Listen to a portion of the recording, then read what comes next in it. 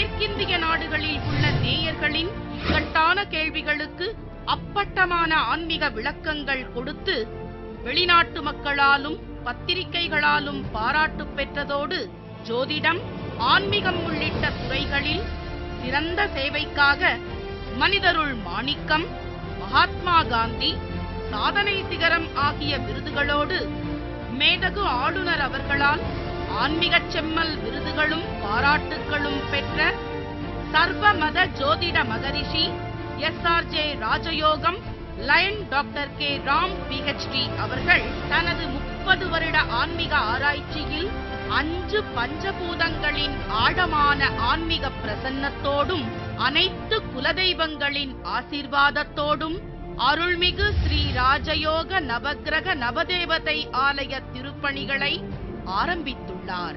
ஒரு மனிதனை யார் கைவிட்டாலும் ஆன்மீகம் கைவிடாது என்ற தனது அற்புதமான வார்த்தைகளால் உலக மக்களின் உள்ளத்திலும் இல்லத்திலும் நல்லதையே செய்து வரும் நமது ராஜயோகம் line doctor K. Ram PhD அவர்கள் கேள்விக்குறியோடு உள்ள உங்கள் வாழ்க்கை ஆச்சரியக்குறியாக மாற வேண்டும் என்ற ஆன்மீக பிரார்த்தனையோடு வழங்கும்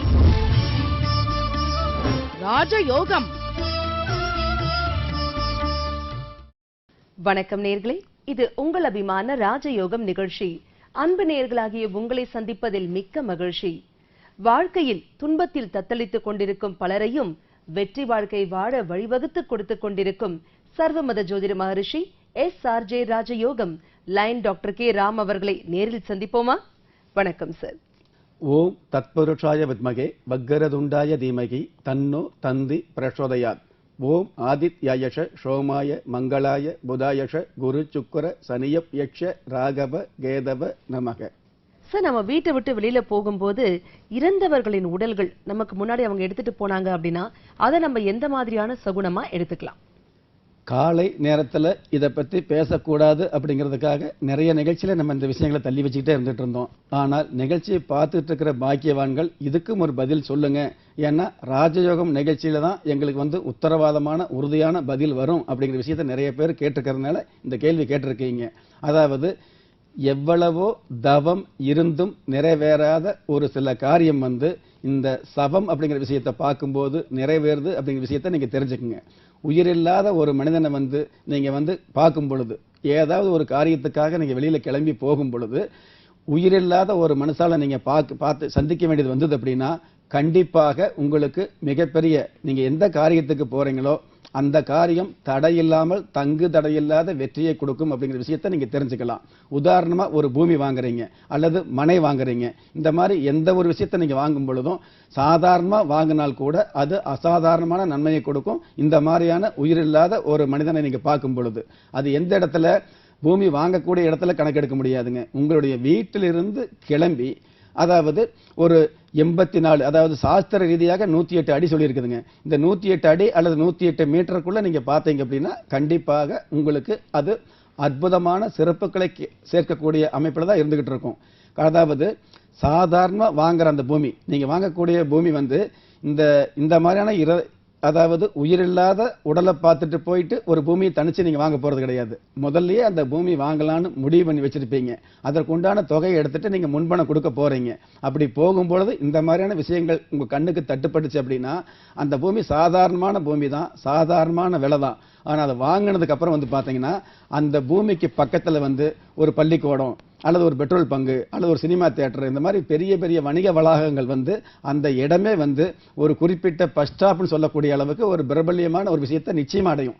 அப்படி அடையுது அப்படிங்கிற விஷயத்தை அதாவது 5 வருஷம் 6 வருஷம் கழிச்சு நடக்கக்கூடிய அந்த அற்புதமான விஷயத்தை இங்க, அதாவது அந்த இடம் வாங்கும் பொழுதே உங்களுக்கு உணர்த்தக்கூடிய அமைப்புல தான் இந்த உயிரில்லாத உடல் இருக்குது அப்படிங்கிற விஷயத்தை நீங்க தெரிஞ்சுக்கலாம். அதனால இந்த மாதிரியான ஒரு கெட்ட விஷயங்கள் வரும்பொழுது நமக்கு கெட்டது நடந்துரும் அப்படிங்கிறதுக்காக யாரும் பயப்பட வேண்டாங்க.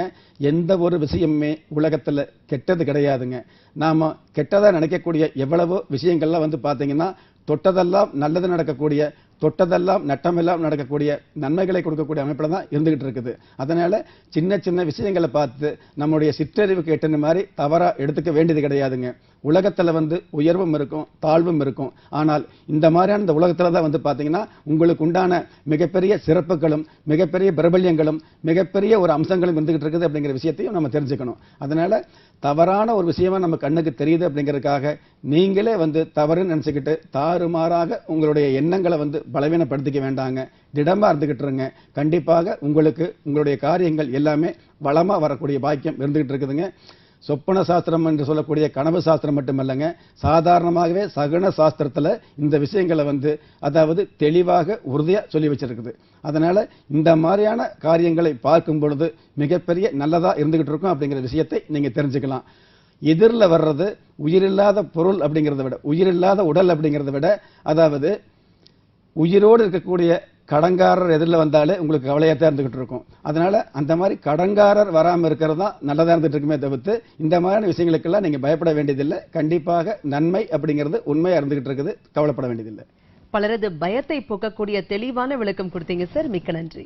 திறமை இருந்தும் வறுமையில் உள்ளவங்க, விதியை நொந்து விரக்தியில் இருக்கிறவங்க, முயற்சி செஞ்சும் முன்னேற்றம் கிடைக்காதவங்க, கலஸ்தரம் அமையாம கவலைப்படுறவங்க, தாய்மை அடையாம தவிச்சு நிக்கிறவங்க, நவரத்தனம் போட்டும் நன்மை அடையாதவங்க, பெயர் மாற்றம் செஞ்சும் பிரயோஜனம் இல்லாதவங்க, எந்திரத்தை நம்பி மந்திரத்தை சொல்லியும் மாற்றம் கிடைக்காதவங்க, எண்கணிதத்தை நம்பி எழுத்த மாத்தியும் ஏற்றம் கிடைக்காதவங்க, வாஸ்துவை நம்பி வாசலை மாத்தியும் வளம் காணாதவங்க, ஹோமத்தை வளர்த்தி யாகத்தை செஞ்சும் யோகத்தை காணாதவங்க, திரும்பன பக்கமெல்லாம் திண்டாட்டங்களையே சந்திச்ச உங்களை யார் கைவிட்டாலும் ஆன்மீகம் கைவிடாது.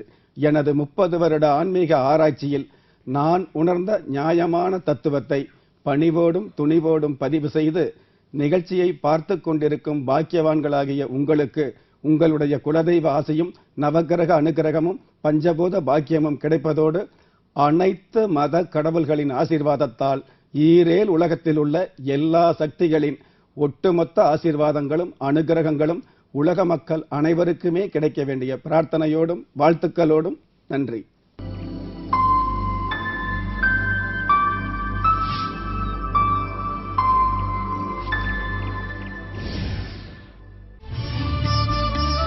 ராஜயோகம்.